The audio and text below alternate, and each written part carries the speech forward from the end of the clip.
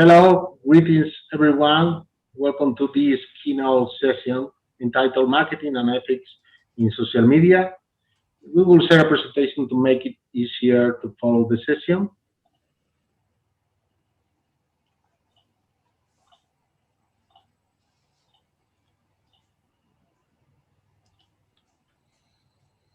Thank you. Uh, it is a pleasure to be part of this conference, Ethicom 2021. And first of all, I would like to introduce my partners in this session.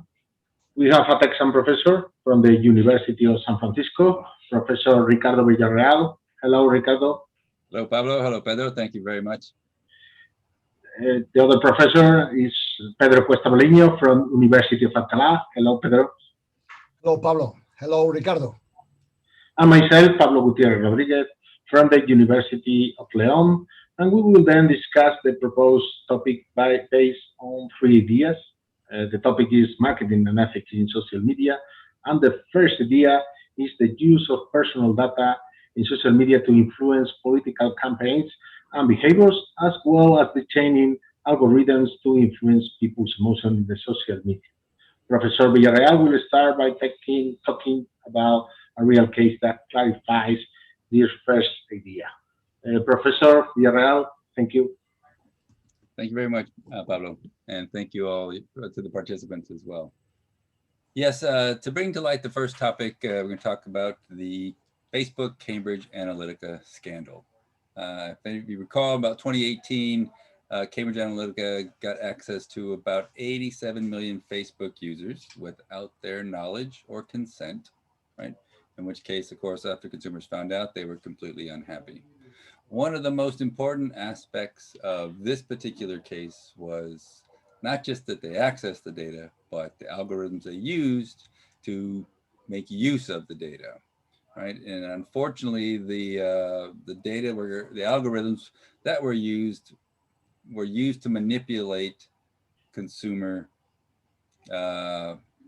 thoughts and perceptions about important topics. So this is not the first time that something like this has happened before. Back in 2010, during the congressional elections in the US, 61 million Facebook users' data was taken or used, and I shouldn't say manipulated, but used algorithms to influence those Facebook users in terms of their voting behavior during that election, right? Now, the same thing was done again in 2012, where voters were, with their personal data and the use of algorithms, were somewhat manipulated in terms of their voting practices. Now, you can imagine that the use of algorithms is applied to large data sets, and such groups like Facebook and Google who have a large amount of consumer data tend to get blamed, right? That the use of their data without consent of the consumer in a manner that may be considered manipulative through the use of algorithms is problematic. And in some cases, people suggested that both Facebook and Google really need to do more in order to protect our democracy when algorithms are used to that effect. Thank you. Thank you. After your interesting presentation about this case, I would like to suggest that the use of algorithms is very difficult to regulate, and a great effort must be made to raise awareness among companies. Do you agree? Yes, I think awareness around all parties involved, not only companies, users, consumers, third-party groups that have access to user data. Uh, it's important because the issue is not only access to consumer data, but again, how that data is going to be used and the extent to which algorithms will be used in a manner that can be seen as manipulative, right? This is all still relatively new, and usually in the beginning of some new era, we're learning about the pros and cons of what we've created. And that's what's going on now. I think we're learning about the pros and cons and what we've created and what can we do to protect everyone involved. Now, some, both in the US and the European Union, in the European Union, for example, they have the initiative that ethics guidelines for trustworthy AI, right? So again, the starting point, the government's getting involved. In the US, we have DARPA's Explainable AI program. Again, this hopefully will have the benefit of protecting consumers, protecting brands, right, who have consumer data, and protecting third-party users as well. So the importance is trust, right? We need to trust the people we do business with and trust that the data that they have on us, will be taken care of. Thank you, Ricardo. Now, the second idea inside of this topic is data management and data protection in the social media environment. Professor Pedro Cuesta Baleño now is going to explain or give us a sample focus on this idea. Professor Cuesta. Okay. Well, let's talk about the latest data breach that included all kinds of private data from 50 million Facebook users. Of course, the company didn't characterize this massive scandal as a data breach, and technically it isn't. You see, Facebook's terms and conditions allow the company to gather to store all kinds of user data, your photos, likes, online activity, while you are on Facebook, and while you are browsing the web in general, pages you visit, purchases you make online, your contact list, even your location. It's all stored somewhere on Facebook service used for one major purpose, to give the network better data for advertising purposes. Names are unimportant here. All that matter is the data, your age group, your gender, where you live, which brands you like, everything but your name. Metadata used by the company to serve better ads function, better word south names, and we aren't even numbers. For Facebook and another social networks and many online services, we are just nodes filled with lucrative data that can make those nodes spend more and more money and raise the profit margin. It works, Facebook gives access to their user data to anyone who integrates Facebook login to their app or has an app or a page on Facebook. In other words, not only Facebook does have your data, but many other individuals. Thank you very much, Pedro, for giving us, reminding us of all the data that they collect on us every time we use a particular app. It seems to me that in this your particular section, it's about third-party access. So in your opinion, how do you think firms should manage third-party access to user data? Yeah, well, I think it's an interesting question, important question. From my point of view, in the current environment, personal responsibility is probably the best option for consumers. That is, each person must decide it for themselves if the benefit of using a particular social media app outweighs the risk of possible misuse of one's personal data. I think this is my opinion. Right, yeah. As we learned here in the States, caveat emptor, the buyer beware, right? We have full and complete information to make an informed decision. So Absolutely. Thank you very much. You're welcome. Thank you. Thank you, Pedro. Now the last idea is focused on the recognition of companies' mistakes in the social media. We know that there are more than 3 billion people on social media around the globe, and they are using social media to engage with brands.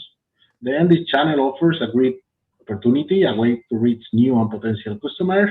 And if you develop a good management, you are going to have new opportunities. But companies usually they are making mistakes. For example, Facebook. We can see two examples before. And now through real cases, you can see some of the social media marketing mistakes. Some examples we are going to see. These mistakes can affect companies' social media marketing performance, and the best way to solve them is to learn from these mistakes made by other companies and how they recognize the mistakes. But usually companies are not recognizing their mistakes, for example, Facebook, or we are going before than a good example. We're going to talk about the example where the company didn't recognize the mistake. And we're talking about Pepsi that in 2017 drew a barrage of negative publicity for an ad featuring Kendall Jenner, in which she fueled a riot by offering a police officer a can of Pepsi, a gesture which caused cheers from the onlooking protesters. We're going to watch this ad before to follow this presentation.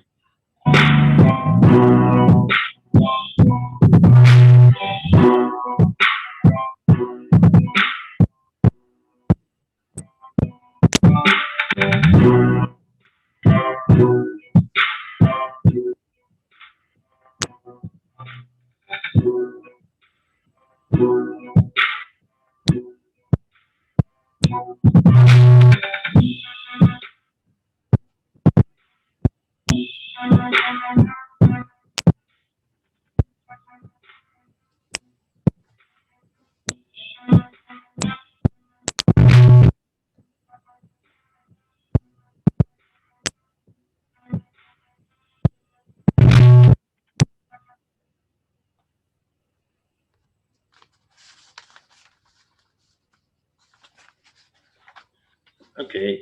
Given that in the US was a time in controversy over the killing by police of African American Jews, and the Black Lives Matter movement was gaining force with protests over perceived unlawful killing happenings all over the country, the idea that a protest could be cooled by a can of soda, what will receive to say the least, is normal.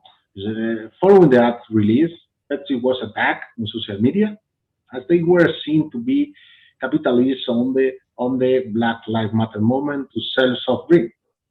Uh, After or Pepsi decided to pull the ad, but a few months later, they were not so sure about that they did the right thing, and they continued to defend the ad, demonstrating that the company still didn't get what all the fuss was about. Now, faced with this situation, we can find companies that apologize for their mistake after seeing the certain situation in social media. For example, Kentucky Fried Chicken. Um, Kentucky Fried Chicken, after run out of its most important ingredient, chicken, had a temporarily shut down its 900 restaurant in the UK. Angry customers took to social media. Kentucky Fried Chicken took a risk by adding humor to its apology in a masterful and self-deprecating way. It took out an ad that simply, so you can see in the picture, is signature chicken bucket with a reward logo, FCK, paired with a brief explanation of the problem and above that it wouldn't happen again. Kentucky Fried Chicken saved its brand and its chicken, of course. This we can see at least now a sample where companies are apologizing to the customers. Thank you very much, Pablo. Those are some really interesting examples. Let me ask, if you don't mind, because we showed an example that didn't go well and this one that did go well. So what do you think explains why consumers either accept or reject a company's apology for a particular or given mistake? Usually we are professional and usually we are talking about concept as brand trust and credibility. And I think in this case, we are talking about apologize is the most important thing for consumer. And if you admitting mistake, you are reinforced this idea of credibility and brand trust. This is the only reason, and the most important reason, because it's working to recognize mistakes by the companies. I think that is very important and it's the right way. I think so. I think so. Right, I would agree. Okay. Yes. Thank you very much. Thank you very much. We try to show these three ideas, focus on the topic marketing and ethics in social media. Thank you very much for paying attention to this video and watch this video in the Ethicon conference, and nothing more. Thank you very much. Thank you all. Thank you very much. Bye-bye. Bye-bye. Bye.